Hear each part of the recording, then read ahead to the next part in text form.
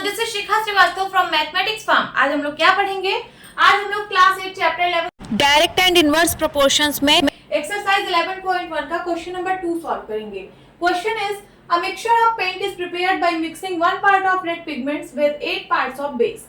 Paint का mixture तैयार किया जा रहा है। क्या होता है पेंट? तो जिससे आप वॉल को कलर करते हो। पेंट कैसे तैयार किया जाता है? तो उसमें एक कलर में दूसरे कलर को मिक्स करके।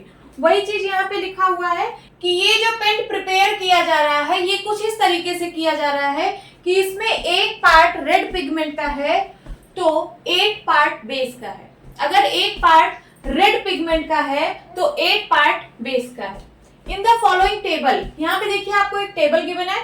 Find the parts of base that need to be added. आपको पार्ट ऑफ बेस बताना है कि कितना पार्ट ऑफ बेस इसमें ऐड किया जाएगा।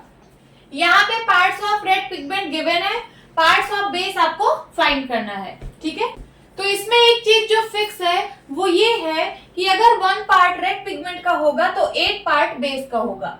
मींस ये रेशियो फिक्स रहेगा, बाकी की जगहों पे भी यही रेशियो होगा। अगर आप पार्ट्स ऑफ रेड पिगमेंट बढ़ा रहे हो तो पार्ट्स ऑफ बेस भी बढ़ेगा, बट इस तरीके से बढ़ेगा कि वो इसी रेशियो के बराबर हो।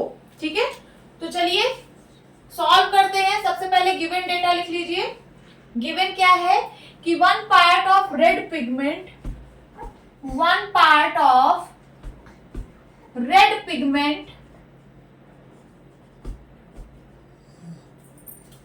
is mixed with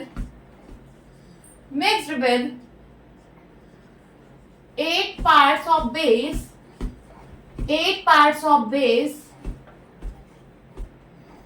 to form a mixture of paint, a mixture of paint means red pigment upon base का जो रेशियो है वो 1:8 है। यही रेशियो बाकी जगहों पर भी अप्लाई होगा। ठीक है, तो यहाँ पे जो पार्ट ऑफ बेस आएगा उसको मैं बोल रही हूँ x1, इसको बोल रही हूँ x2, इसको बोल रही हूँ x3 और इसको बोल रही हूँ x4। ठीक है, तो लिखिए अकॉर्डिंग टू क्वेश्चन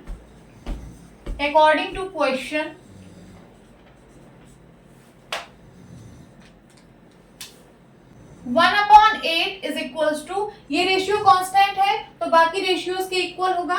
तो 1/8 is equals to 4/x1 is equals to 7/x2 is equals to 12/x3 is equals to 20/x4। यहां से हम x1, x2, x3 और x4 की वैल्यू फाइंड आउट करेंगे। तो देखिए ये दोनों मैं लेकर चल रही हूँ। 1/8 is equals to 4/x1, cross multiply कराइए, ये हो जाएगा x1 इज इक्वल्स टू 8 4 जा 32। x1 की वैल्यू आ गई क्या? 32। यहाँ पे मैं लिख दे रही हूँ। देन उसके बाद 1/8 इसके बराबर होगा 1/8 इज इक्वल्स टू 7/x2 के। ठीक है, इसको सॉल्व करिए, क्रॉस मल्टीप्लाई कराइए, ये x2 इज इक्वल्स टू आ जाएगा 7 8 जा 56। x2 की भी वैल्यू आ गई कितनी? 56। अब 1/8 और इसको ले लीजिए, ये दोनों भी इक्वल है 1/8 और 12/x3। 1/8 is equals to 12/x3, cross multiply कराइए, x3 इज इक्वल्स टू 12 8 जा 96। ठीक है, x3 की वैल्यू आ गई क्या? 96। 1/8 इसके बराबर है 20/x4 के। 1/8 और ये 20/x4 ये भी इक्वल है। इक्वल करिए, 1/8 is equals to 20/x4, cross multiply कराइए, x4 is equals to 160। x4 की भी वैल्यू आ गई कितनी? 160। देखिए यहाँ पे 1/8 जो है वो सबके बराबर है, तो एक बार आप 1/8 को इसके बराबर करा दीजिए तो यहाँ से x1 की वैल्यू आ जाएगी।